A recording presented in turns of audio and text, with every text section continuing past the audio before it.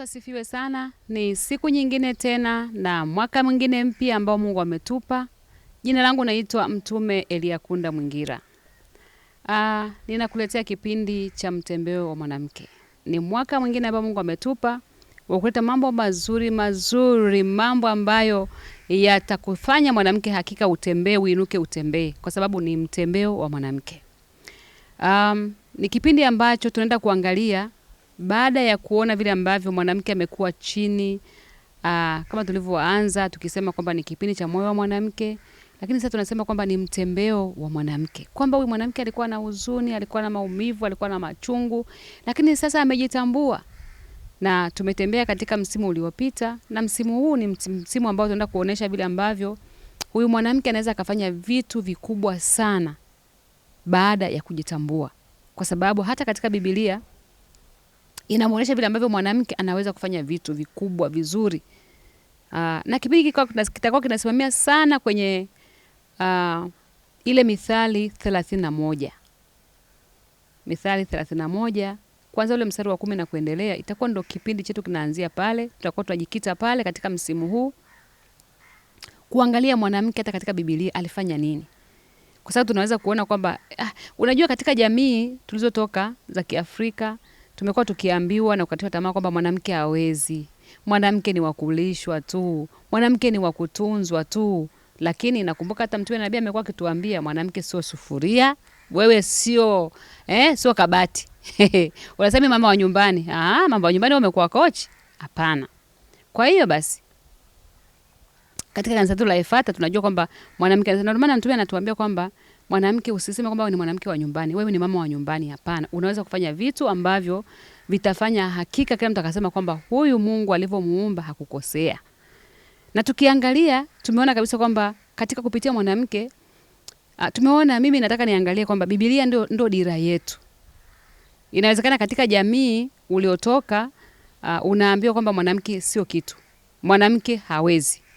Hata mataifa mengine makabila mengine yalifika hatua ambayo hata hataki kumsomesha mtoto wa kike, kwa sababu anasema mtoto wa kike ukimsomesha hana faida. Lakini nafikiri nowadays siku hizi wametambua kwamba watoto wa kike ni dili. Ukimsomesha mtoto wa kike, wewe bwana, mambo mazuri. Kwa sababu mtoto wa kike asahau nyumbani, mtoto wa kike anathamini kile ambacho wametendewa. Na watoto wa kike wamekuwa sasa wao ndio wanaotunza wazazi wao, wanawakumbuka wazazi wao. Sijajua washida wa wanaume wana shida gani, lakini mara nyingi sana wanajisahau. Na maybe ndio maana Biblia inasema kwamba sisi ni wasaidizi, tuwakumbushe kukumbuka familia, kukumbuka kule walikotoka. Kwa hiyo nataka nikuambie kwamba Biblia toka mwanzo imesema, tukiangalia kwa kidogo tu nikuoneshe ili usije kasema naongea maneno yangu. Biblia hii kila ambaye anamwamini Mungu anajua Biblia ndio msingi wetu, ndio ramani yetu. Na mimi nitakupitisha humo kwenye Biblia ili usije kafikiri kwamba Eliakunda anaongea maneno yake. Eliakunda anaongea kwa kiburi. No, tuongee kupitia neno. Ile Mithali 31 nitaanza ule mstari wa 10. Anasema hivi, mke mwema ni nani awezaye kumuona? Mke mwema nani awezaye kumuona? Yes, tukiangalia ile Mithali 18:22 anasema, apataye mke apata kitu chema, naye ajipatia kibali kwa Bwana. Tunaona imeanzia huku kwamba anayepata mke apata kitu chema kutoka kwa Bwana. Kwa hiyo tunaona kwamba mke ni kitu chema. Na ule mstari sasa ule ambao nilikuwa nataka na uzungumzia anasema kwamba mke mwema ni nani awezaye kumuona? Maana kima chake chapita kima cha marijani. Kwa hiyo tunaona kwamba mke mwema ni baraka kutoka kwa Mungu. Kwa hiyo mke hajawahi kuwa kitu kibaya, amekuwa mwema. Na ndio maana akasema kwamba huyu anayepata mke anapata kitu chema kutoka kwa Bwana. Kwa hiyo tunaona wazi kabisa kwamba ambavyo huyu mwanamke Mungu anavyomwangalia, anamwangalia kama kitu cha thamani. Na tukirudi pia anasema kwamba huyu mke alikuja kwa sababu ya kuleta usaidizi. Kwa hiyo ndio maana anasema kwamba anayepata mke anapata kitu chema. Kwa hiyo anasema huyu mama sasa, huyu mwanamke anasema kima chake chapita kima cha marijani. Moyo wa mumewe umuamini, wala hata kosa kupata mapato. Haleluya. Unaona kwamba moyo wa mumeo moyo wa mume wako utakuamini, lakini anasema hutakosa kupata mapato. Sasa tunaona wazi kwamba wewe ambaye labda unafikiria kwamba mwanamke hawezi, anatakiwa tu kutunzwa, lakini anasema kwamba wewe mume wako anakuamini, lakini pia utapata mapato. Mapato, mtu anapata mapato kutoka wapi? Si kwenye kazi ya mikono yake. Si mtu anayefanya kitu ambacho anafanya kitu anazalisha, kwa hiyo anapata mapato. Mapato yanatokana na kitu ambacho unazalisha. Kwa hiyo unapozalisha, inawezekana labda unalima, inawezekana unafanya biashara, inawezekana unafanya chochote ambacho kinakuzalishia. Kwa mwisho wa siku unapata mapato. Na kupitia ile mapato unayoyapata, unasababisha sasa unakuwa mtu ambaye, ndipo sasa unakuta kwamba anasema wala utakosa hayo mapato kwa sababu unajishughulisha. Kuna kitu unakifanya ile ujishughulishe. Ndio maana akasema kwamba kima chake chapita kima cha marijani. Marijani maana yake ni kitu cha thamani. Ni kitu ambacho ni kitu kizuri. Ni mtu ambaye yani kitu ambacho wanasema ni aina fulani ya madini marijani. Kwa hiyo anasema moyo wa mume wako unamwamini. Alafu anasema pia uwatendea mema wala si mabaya siku zote za maisha yake. Utafuta sufi na kitani. Ufanya kazi yake ya mikono kwa moyo. Kwa hiyo tunaona vile ambavyo mwanamke ni mtu ambaye anafanya kazi zake. Tena anafanya kwa moyo, sio kwa kunungunika, anafanya kwa kujituma. Kwa hiyo tunaona vile ambavyo lazima wewe kama mwanamke ni mtu ambaye lazima uamke utembee. Ndio maana nikaanza kwa kusema kwamba inawezekana katika familia uliozaliwa, kwenye ukoo wenu, kwenye kabila lako, umekuwa ukisukumwa chini na kuambiwa kwamba huwezi. Lakini nataka nikwambie neno la Mungu linakuambia unaweza. Na ndio maana nikasema inuka mwanamke utembee, kung'uta makalio, inuka utembee. Hebu angalia unafanya nini, maana unaweza. Unafanya kazi yako kwa moyo.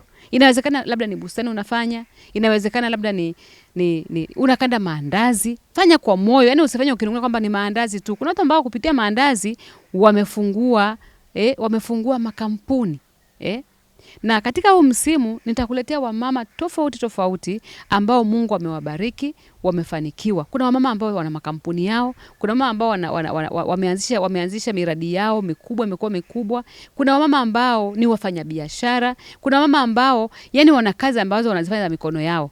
Na kupitia hiyo naamini kabisa kwamba utajifunza kitu ambacho kitakufanya kikutie moyo na uone wazi kwamba kumbe inawezekana.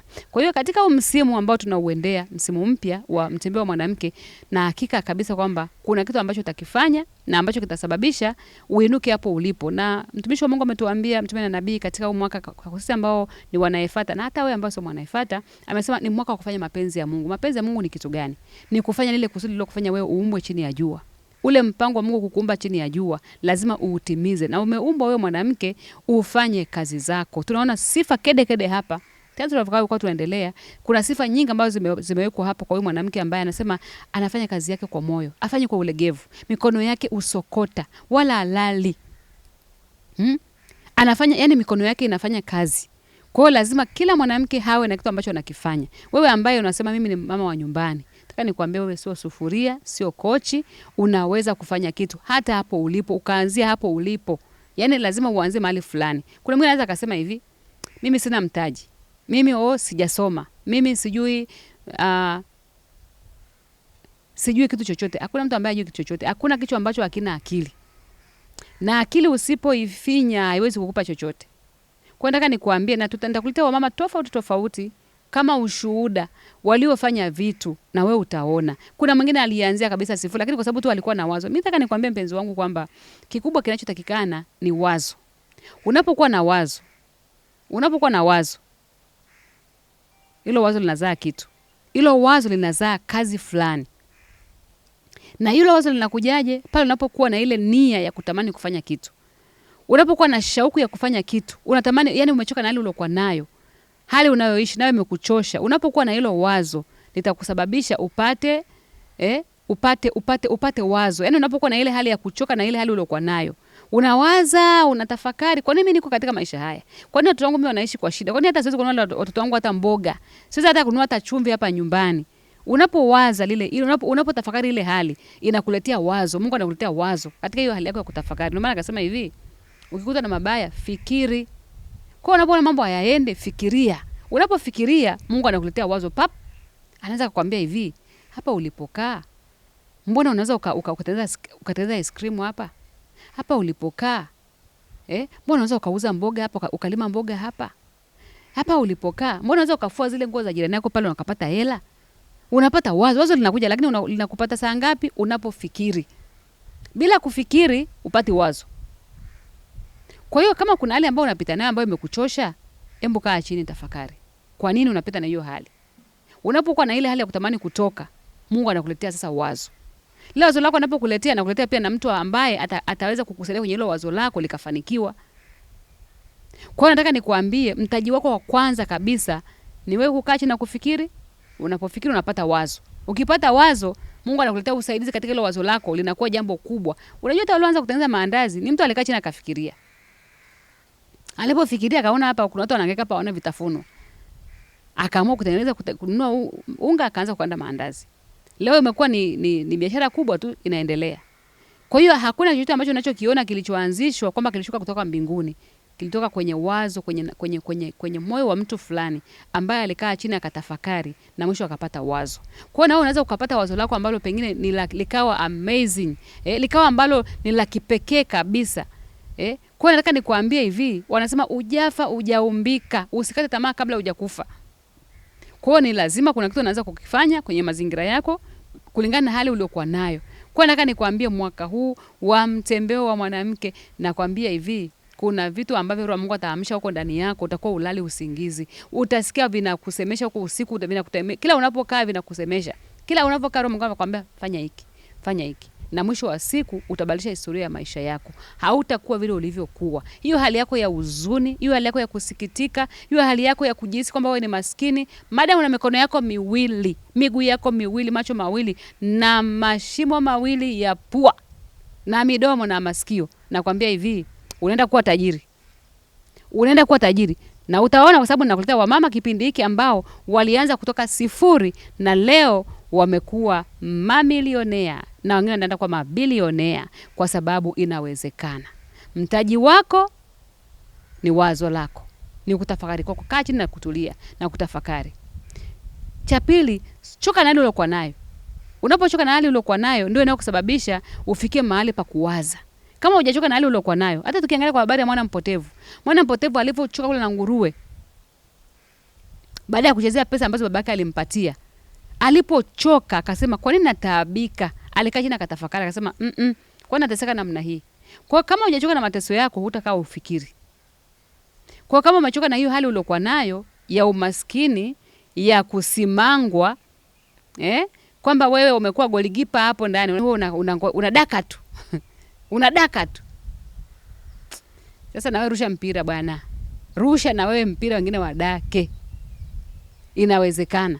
Kama hiyo hali imekuchosha, kama hiyo hali huipendi, nataka nikwambie hivi, utashangaa, utapata wazo na mwisho wa hilo wazo utapata mtu anakusaidia. Hilo wazo lako linaenda kuwa kitu kikubwa, linaenda kuwa kampuni kubwa, linaenda kuwa biashara kubwa ambayo ni yani ya maajabu. Kwa nataka nikwambie mama unaniangalia mahali hapo katika kipindi cha mtembeo wa mwanamke.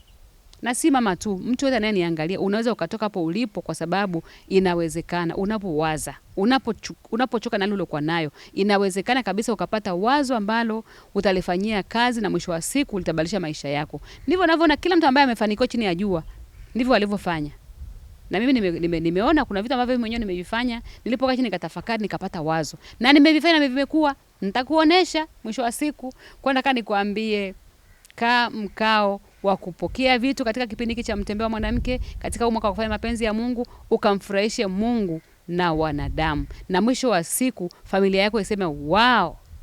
Kama Biblia ilivyotuambia, anavyosema katika ile hiyo Mithali 31 anasema hivi. Anasema mume wako atasema hivi, binti za watu wengi wamefanya mengi, lakini wewe umewapita wote. Hivi unaonaje?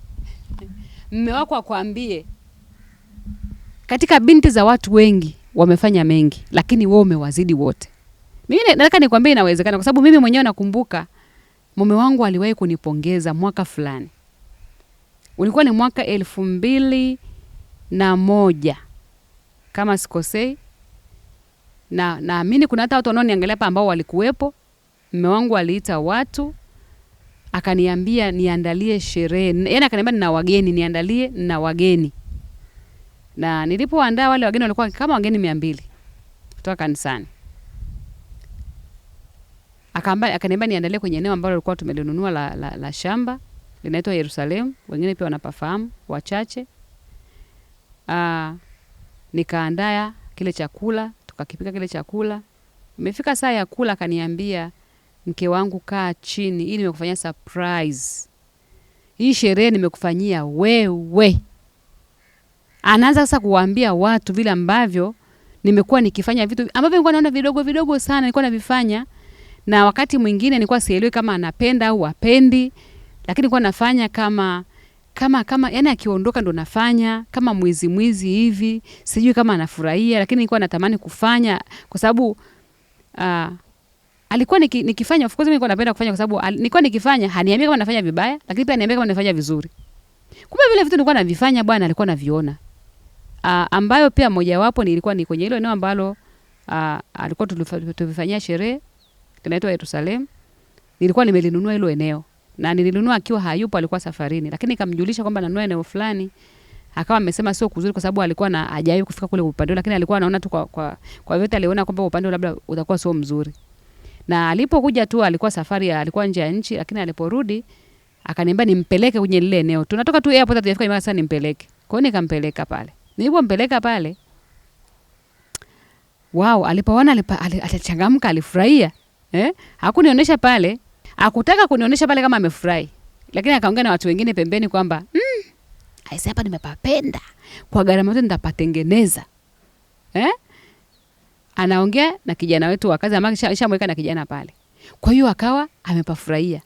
Kwa hiyo sasa baadaye ndo akaja kufanya nini? Akaja kufanya ile sherehe. Akaambia tufanyie pale mahali. Kwa hiyo tulipofanya ile sherehe pale mahali ndo sasa akasema hata hapa sasa, ndo anaongea na wale watu kwamba hata hapa jamani yeye ndo alipanunua. Nikasema jamani, baba anaongea mambo yote hapa. Mbona alikuwa ananiambia siku zote tulikuwa na miaka 10 kwenye ndoa yetu. Angekuwa ananiambia siku zote kama nafanya vizuri, ningekuwa nimefanya vingi sana, ningekuwa najua kwamba wao kumbe anapenda. Sasa kuna baba wengi ambao unakuta kwa sababu ya kutokuwasifia wake zao, kutokuambia kwamba wanafanya vizuri, wamama wanashindwa kuchangamka, wanashindwa kufanya vitu vingi vizuri ambavyo kwa sababu hawajajua, hawana uhakika kama wanachokifanya ni sahihi. Kwa hiyo nikagundua sasa mume wangu anakuja kunipongeza baada ya miaka 10 ndo anakuja kunipongeza. Mimi hata nimeshasahau vingine, na mimi nishavisahau, lakini anavimention pale, alivitaja vyote pale. Mpaka ngasema jamani, kipindi kwa hakuna hata cha simu cha kurekodi, hamna cha nini. Lakini walio kuwepo ni mashahidi wa hiki ninachokizungumza. Na yeye mwenyewe pia ni shahidi. Na mimi nikasema wow, kwa najua lakini unaona kwenye Biblia hapa huyu anasema kwamba huyu mume wako anasema hivi, binti za watu wamefanya mengi lakini wewe umewazidi wote. Alinipongeza. Japo ilipita miaka lakini alinipongeza. Na nilijisikia vizuri na nikaendelea kufanya kwa bidii kwa sababu niligundua kwamba kumbe mume wangu anafurahia. Though akuwa na ile hali ya kuniambia, na nafikiri hiyo ni tabia, nafikiri maumbile yao, wamama tusiumie moyo. Ndivyo walivyoumbwa hivyo. Wao hawana ile tabia, hawana ile miemko ya kusema kila saa kwamba unajua sio mama ukifanywa kitu, mume wangu nimefurahi, Mungu akubariki. Sisi hawa huwa wana mpaka yajae, mpaka yafurike. Kwa hiyo kama unafanya kazana wala usikonde, usichoke. Kuna siku yatajaa, yatafurika, alafu atasema. Lakini ndivyo walivyo kwamba anapenda, na akipiga sio na wanaume zake anaongea. Kwa sababu anasema hivi, Biblia inasema kwamba huyu mwanaume anaheshimika langoni. Kwa hiyo anapokaa na wazee wenzake kule wakiongea, wakipiga story, wanakunywa kahawa, wao wanaongeaga, mke wangu bwana huwa anafanya. Kwa hiyo usife moyo. Usife moyo. Hata ukipika vizuri mume wako anasema, anasifia. Hata ukifanya vizuri, yani unavyofanya vizuri, hata kama ni kupika, unavyoweka watoto vizuri, unavyomwalea vizuri, huwa wanasema, hawaachi kusema. Hawezi kukwambia lakini huwa wanasema. Kwa hiyo kama hajakwambia, hujasikia sauti yake wala usikonde. Uko nje taarifa ni njema, shukuru Mungu, endelea kuchapa kazi, kuna siku itakuwa. Kwa hiyo nataka nikwambie tu kwamba utasifiwa. Yani Biblia imesema utasifiwa. Yani mume wako utasema kwamba binti za watu wamefanya mengi lakini wewe mke wangu, kama alivyonifanyia mpenzi wangu Josephati, umewazidi wote. Kwa hiyo nataka nikwambie kama mkao wa kukimbia, sio tu kutembea, wa kukimbia katika kipindi hiki na katika mwaka huu, kwa sababu kuna mambo mazuri ambayo utaenda kuyafanya kupitia kipindi hiki,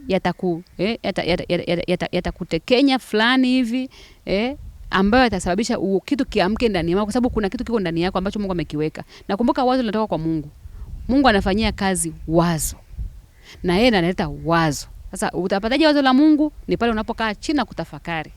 Na kuchoshwa na hali uliokuwa nayo. Unapokaa chini Mungu anakuletea wazo. Na lile wazo linazaa biashara kubwa, linazaa kampuni kubwa, linazaa vitu vikubwa. Kwa hiyo kaa chini na kuona, je, hapo ulipo umetosheka? Hapo ulipo umeridhika? Au umechoshwa na hali uliokuwa nayo? Hapo sasa ukishafika hapo ndipo Mungu anapokusubiri. Yaani hapo ndio mahali pa Mungu. Ukifika mwisho wa maumivu uliokuwa nayo, ukifika mwisho wa mateso uliokuwa nayo, unaposema basi natosha, ndipo Mungu anapoanza. Kwa nataka nikwambie wewe ni mtaji wa Mungu. Yaani wewe ndio Mungu anakusubiri ili aonyeshe vitu vyake, kwa sababu anasema yeye anatuwazia mema. Yeye anatuwazia mema katika siku zetu za mbele. Nataka nikwambie kesho yako ni nzuri. Jana imepita na maumivu yake, lakini nataka nikwambie kesho ni bora kuliko unavyofikiria. Kwa hiyo iangalie kesho, usiangalie leo, usiangalie jana. Jana imepita uweze kurekebisha, lakini kesho unaweza kuifanya ikawa mwa. Nataka nikwambie mama, wewe unaniangalia, kitu cha kwanza kabisa ambacho unahitaji kukifanya ni kwanza ni kuwekea akiba, ni kujiwekea akiba. Unapoweka akiba, usifikiri mtu anayenunua shamba. Kwa mfano kipindi ambacho mimi nilinunua ile shamba, sio kama nilikuwa na kazi kubwa, hapana. Lakini ile hali ya kujiwekea tu akiba, ile hali ya kuweka akiba, inaweza kufanya hiyo akiba unayoiweka ikasaidia siku moja kwa kuto umenunua kiwanja, umenunua shamba. Na kwa hiyo nataka nikuambie tu kwamba inawezekana hata yani iko hivi, mmeweka inawezekana labda anafanya kazi, ameajiriwa lakini mnaishi kwenye nyumba ya kupanga. Inawezekana mmeweka anafanya kazi, sawa hata mmejenga nyumba, lakini jinsi unavyoweka ile akiba, ile hela mume anayokuachia ya kununua chakula, ya kununua vitu vya watoto, usile yote. Unaweka akiba. Kupitia ile akiba unayoiweka, kuna siku utaona shamba linauzwa. Wakati unapomwambia mume wako labda anataka kuambia kwamba sina hela labda kwa sababu ya mambo mengi, lakini kutupitia ile akiba unaweka kidogo kidogo, utakuta mwisho wa siku umenunua eneo, umenunua labda kwa mfano ni kiwanja au umenunua shamba. Kwa sababu kama hapa mimi nilipofika nikanunua ile eneo, sio kwa sababu ni kwamba nilikuwa na hela za mabilioni ya pesa, hapana. Na nimejifunza kwamba ili mtu anunue kitu sio kwamba awe na hela nyingi au na mshahara mkubwa. Ndio ile tunarudi pale kwenye swala la wazo. Wazo. Kwa nataka nikuambie kwamba weka kidogo kidogo akiba unayoiweka. Unapoweka ile akiba yako, anasema akiba haiozi. Kwa hiyo kuna siku tafika hatua kile kidogo kidogo unachokiweka kinakusaidia mwisho wa siku unakuta umefanya kitu kikubwa ambacho hukukitarajia. Na mwisho wa siku unakuta sasa anaona kwamba kweli umekuwa msaada, umekuwa faida. Kwa sababu inawezekana katika ile lake nyingi anayoipata anagawa akijua kuna matumizi mengi hapa na pale. Lakini unapoweka akiba kidogo kidogo inakuja kuokoa siku ambayo hukutarajia. Na anaona kweli kwamba wewe umekuwa msaada, umekuwa msaidizi kwa sababu umeweza kuweka akiba. Na wamama nakwambia wakosi akiba.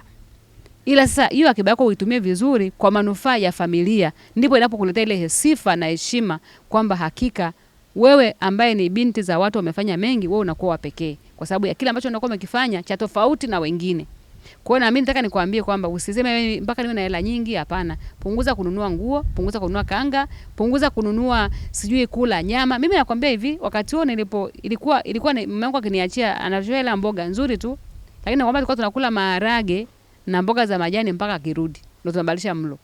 Lakini nilikuwa nahakikisha kwamba akirudi nyumbani anakuta kuna kitu ambacho nimekifanya ambacho ni cha tofauti na alipoondoka. Kwa hiyo yote yanatokana na nini? Na akiba. Na ndipo mtu anapoona kwamba kweli huyu mtu niliyempata amekuwa kitu chema kwenye maisha yangu. Toka alipoingia huyu mtu kwenye maisha yangu amekuwa baraka, kuna maongezeko kwa sababu kumbuka huyu mwanamume hawezi kuongezeka kabla hajapata mke. Mwanamke anapofika ndipo maongezeko yanapoanzia hapo. Sufuria inaongezeka, zanzi zinaongezeka, watoto wanaongezeka, kwa hiyo familia inaongezeka. Kwa hiyo wewe umeenda pale kuzidisha. Hakikisha kwamba unafanya kuzidisha katika kile unachokipata, kizidishe. Usikule kabla hujazidisha. Yaani wanasema hivi, zidisha kwanza, gawa kwanza, alafu yani usile mbegu. Kwa hiyo ile hali yako ya kuwekeza itakufanya wewe uweze kukuta mwisho wa siku umeanzisha kitu kupitia ile akiba ndogo sana ambayo ulikuwa umeiweka. Na kwa sababu hiyo kidogo kidogo inakuwa kubwa mwisho wa siku kuliko hata ule mshahara mtu anaopata. Kwa nataka nikwambie usikate tamaa, inawezekana. Na haujachelewa, ni sasa, muda ni sasa. Mungu akubariki sana. Naamini utapokea mengi kupitia kipindi hiki cha Mtembeo wa Mwanamke katika kipindi hiki cha msimu mpya mwaka 2026. Kama nilivyokuambia, mimi sina mengi, lakini nataka nikwambie usikose kwenye kipindi hiki cha Mtembeo wa Mwanamke. Kama nilivyokuambia, Nitakuletea wale watu ambao nimekuambia, utawaona kwenye kipindi hiki na utakuwa pamoja nami Mtume Eliakunda Mwingira. Amen.